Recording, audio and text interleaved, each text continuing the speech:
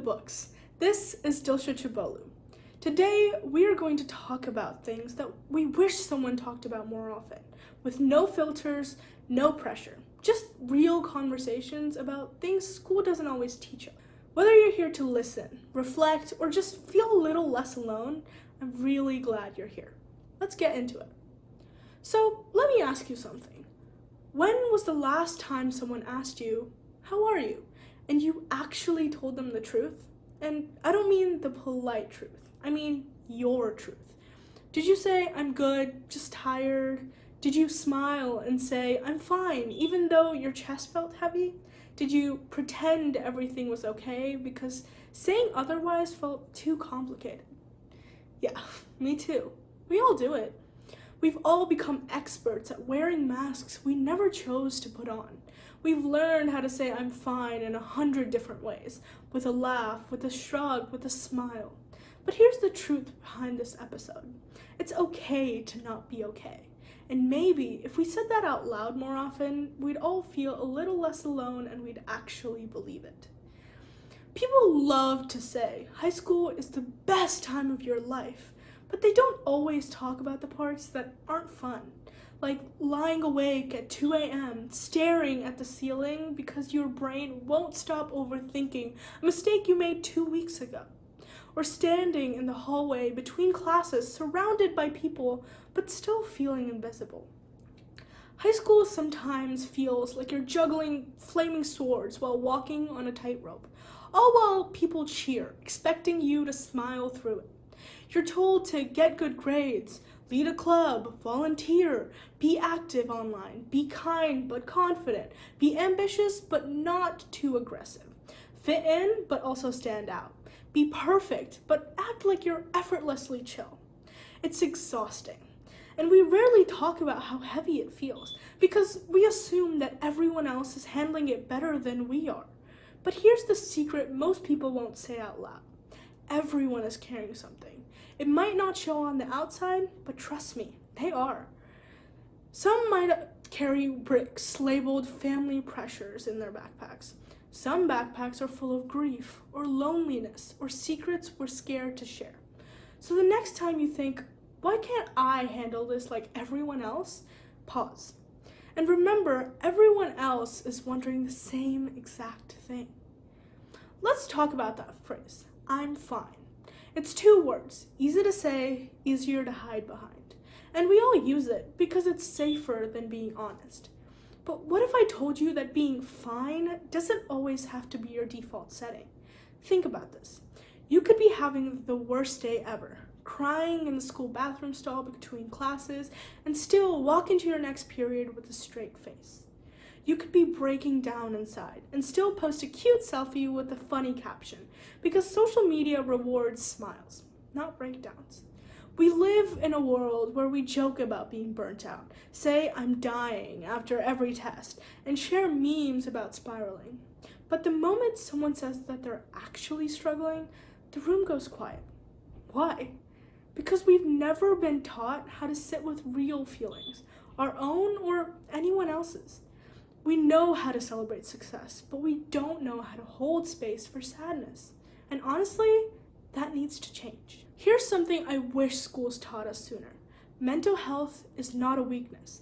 It's part of being human. It's not just about getting diagnosed. It's not just about panic attacks or therapy appointments.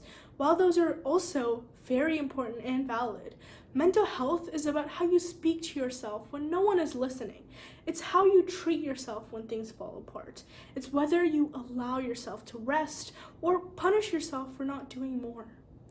Some days you wake up ready to take on the world. Other days, brushing your teeth feels like a victory. And that's okay. Mental health is a spectrum, a wave. It's not static. And we all ride it, even the people you admire most. And see if any of them feel familiar. You sleep for 9 hours and still wake up tired. You scroll through your feed, but everything feels empty.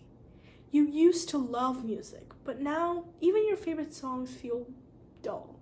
You try to focus in class, but your thoughts keep spiraling.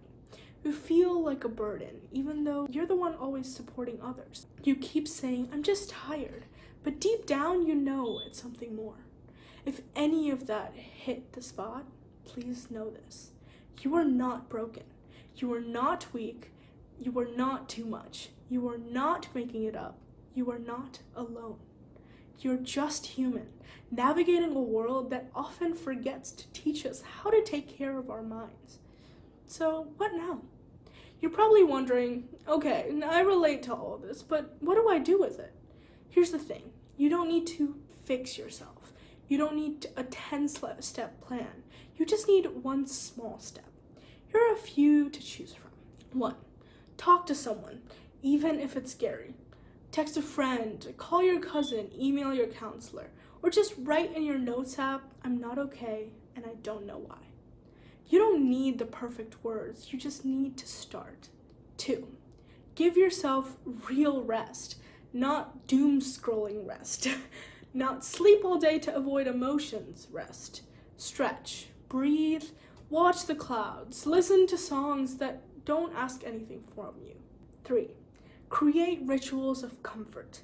Those aren't routines for productivity, they're rituals for peace, like lighting a candle at night, writing one sentence a day, drinking water with your favorite cup, watching the sunset with no distractions. 4, ask yourself and don't be afraid to keep asking. You are not a burden. Say that again. You are not a burden. Therapists, hotlines, school counselors, trusted adults, they exist for moments like this.